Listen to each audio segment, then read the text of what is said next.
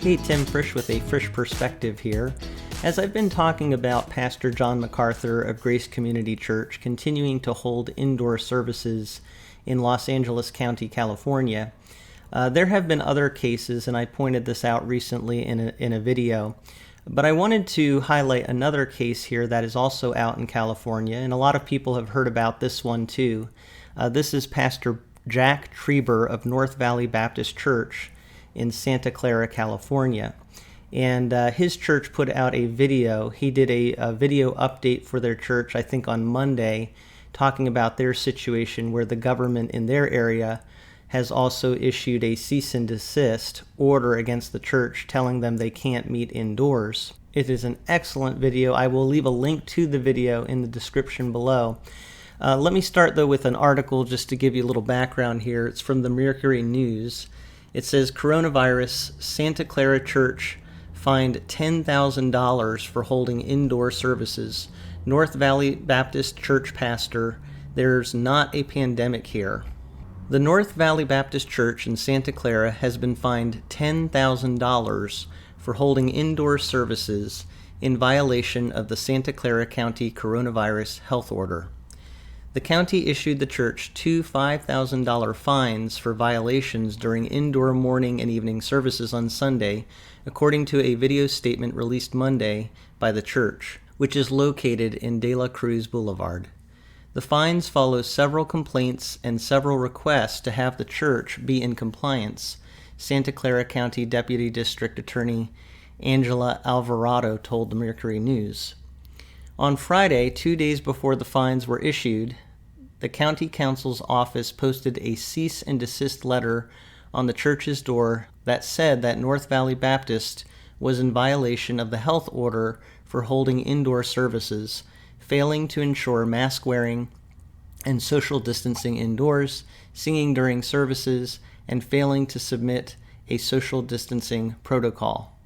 North Valley Baptist violations are clear, repeated, and unacceptable, and they endanger the health and safety of our community, County Counsel James Williams and Deputy County Counsel Jeremy Avila wrote in the letter. So as I said, the pastor of this church, Jack Trieber, has put out a video in response to this situation, and I am going to play a little bit of that for you. I do want to say, though, that in watching this video, I just have observed that this pastor has such a gentle demeanor about him, more gentle than John MacArthur, and yet he's really standing his ground. And I think that's interesting because some people characterize pastors who are not closing their church as being belligerent and obstinate and trying to get into a battle. But I think you can see this pastor's heart here. He doesn't want a battle. He just has a conviction and wants to keep his church open for the good of his people and for the good of his community. And he talks about that very eloquently and passionately in this video. So let me show you some of it. But our ministry, like yours, has been affected over the last 24 weeks.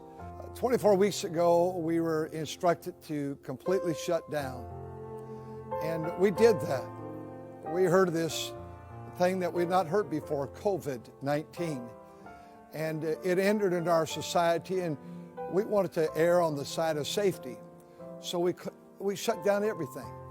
And we closed down as we were instructed. We have tried to obey authority.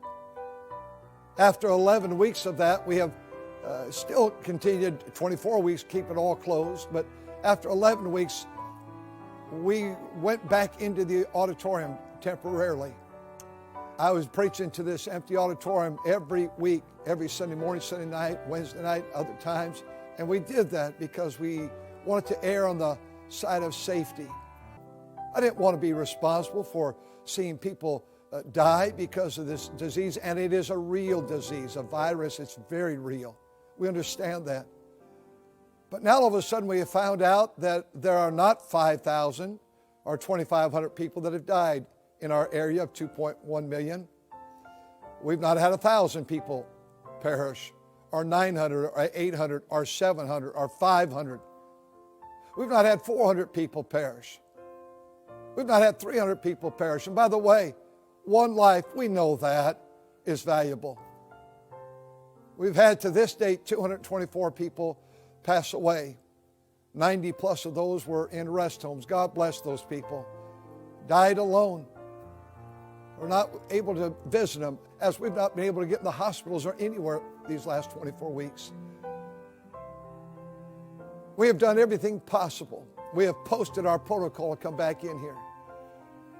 But yesterday, the county came in.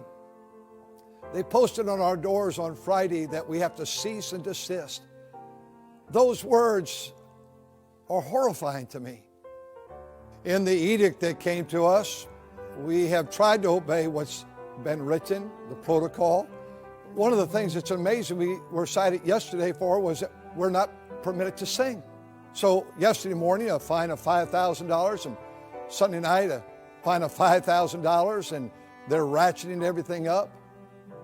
This is America. To think that a person can say, you cannot sing at church.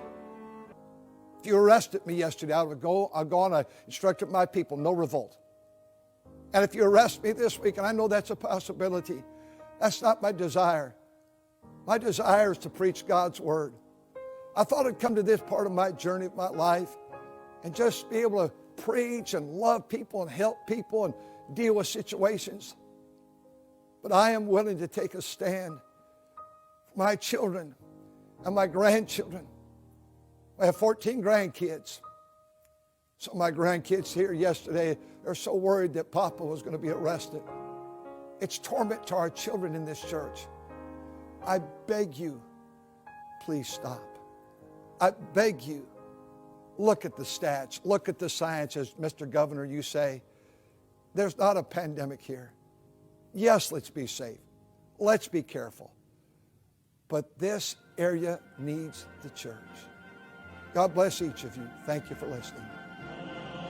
It's hard to watch that video and not be impacted by the genuineness of what he's saying and where he's coming from. I just thought it was just a really well done video and articulates, I think, what a lot of people feel. Again, he's not trying to be obstinate. He's not trying to cause a problem. He just really believes in his heart of hearts that it is best for their church in their context to be open. He also points out that this is America, and it really surprises him and I think bothers him that in this country there are these restrictions being put on churches at this time. So I just really appreciated this pastor's heart and the way that he articulated his point of view and the way that he's going about this. He's really pleading with the government and the authorities to be reasonable, to look at the numbers concerning the pandemic, and to allow churches like his to remain open, particularly when in their context they're not really dealing with anything incredibly dangerous. So I thought that would be interesting to bring up in light of what I have been talking about. I know people in the comments have different opinions about situations like this, but I thought this was just a really powerful statement made by this pastor, and I just wanted to bring it to people's attention and add it to the conversation. I'd love to hear what you think about this and issues like this in general in the comments below. But thank you so much for listening to what I have to say, brought to you from A Frisch Perspective.